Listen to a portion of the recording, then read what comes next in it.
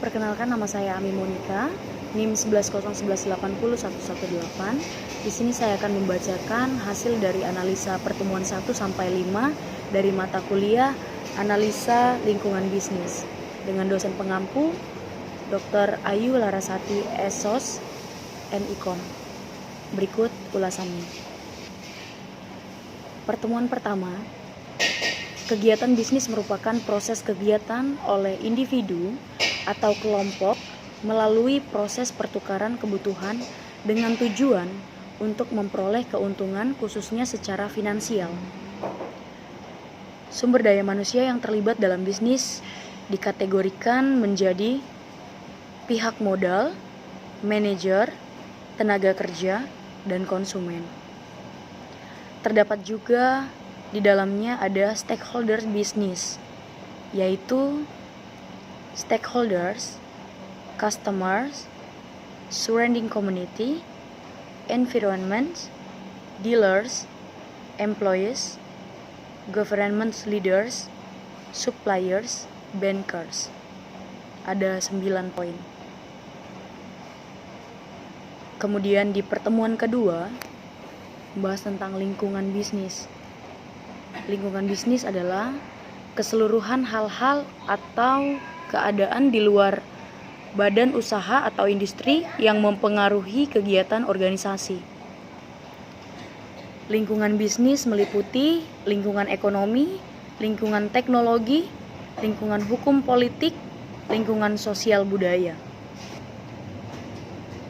Kemudian di pertemuan ketiga, adanya pembahasan analisa lingkungan bisnis yang sangat perlu untuk mengetahui kekuatan dan kelemahan perusahaan serta peluang dan ancaman pada perusahaan tersebut.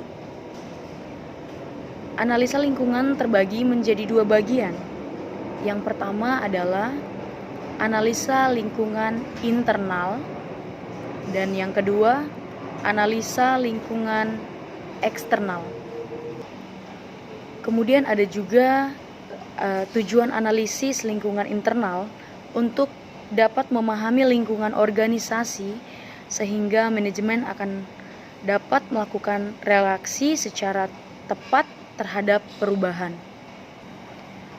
Kemudian lingkungan eksternal merupakan faktor penting yang perlu dikaji dalam penentuan pengambilan sebuah keputusan dalam suatu perusahaan.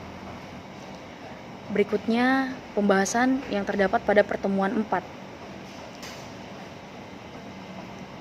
Analisa lingkungan bisnis eksternal atau makro. Lingkungan makro adalah lingkungan yang terluas dan mempengaruhi kondisi perusahaan baik secara langsung maupun tidak langsung.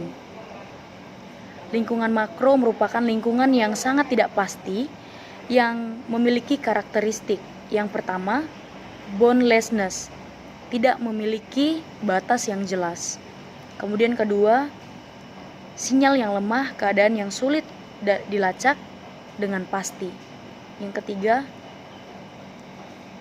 uncontrollable, perusahaan tidak memiliki kekuatan untuk mengandalkan kondisi lingkungan ini. Kemudian pembahasan yang ada di pertemuan 5, yaitu pertemuan terakhir, yaitu analisa lingkungan bisnis internal atau mikro.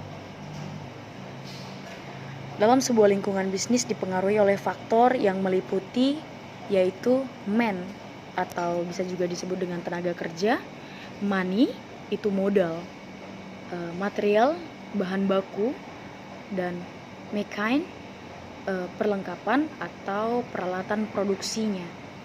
Kemudian method, cara kerja.